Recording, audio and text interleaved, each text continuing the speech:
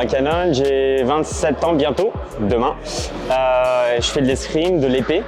Vous êtes dans une salle d'escrime d'épée. Alors l'épée, on peut toucher partout, tout le corps. Et moi, je suis le dernier champion olympique à Tokyo, en individuel. Ce qui m'a poussé à faire de l'escrime, c'est un peu un hasard déjà, parce que j'ai découvert l'escrime grâce à ma cousine qui était venue me rendre visite. Et c'est un peu moi qui devais l'emmener faire un stage d'escrime près de chez moi. Et du coup, au lieu d'être assis comme les parents, j'ai dit pourquoi pas essayer. Et ce qui me plaît dans l'escrime, en fait, c'est vraiment ce jeu, un peu comme des échecs où on essaye de tendre des pièges, comme vous avez pu voir. Donner des fausses informations pour que l'autre tombe dans ton piège pour pouvoir toucher. Et en fait, ce que j'ai beaucoup aimé aussi, c'est pouvoir battre des plus grands alors que j'étais petit.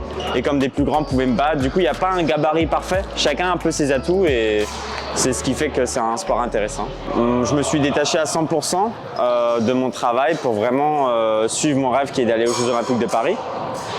Et en fait, justement, toute ma journée est consacrée à soit m'entraîner, soit récupérer, soit bien manger, soit faire de la préparation mentale. C'est vraiment la panoplie complète pour un sportif, c'est vraiment de s'entraîner dur, dans les bonnes conditions, de faire attention à son sommeil, à son alimentation et surtout à sa tête. Ce qui est le plus dur quand c'est à la maison parce que on a la pression, savoir gérer ça aussi, c'est un apprentissage. Du coup, mes semaines, je les compte pas comme une semaine normale. Je peux m'entraîner le samedi, le dimanche, je m'entraîne quasiment tous les jours finalement.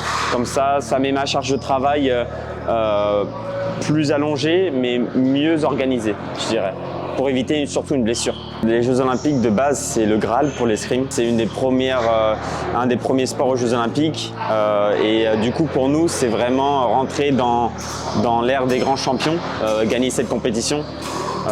Des Coupes du Monde, on en a plusieurs dans l'année et en gagner une, ça montre ton niveau, mais j'ai gagné les Jeux Olympiques, c'est une fois dans une vie. Et en fait, ce qui est encore plus une fois dans une vie, c'est les Jeux Olympiques à la maison, à Paris. Je pense que je ne reverrai plus jamais les Jeux Olympiques chez moi, à part si j'y suis cette année-là, cette année. Du coup, c'est une saveur particulière, oui. Alors, le Monal, ça va être ici, à Saint-Maur. Alors, on appelle ça le Monal, mais c'est la Coupe du Monde de Paris aussi. C'est la dernière pour les Jeux. En fait, nous, on a 8 Coupes du Monde dans l'année. On a comme 8 épreuves de Coupe du Monde.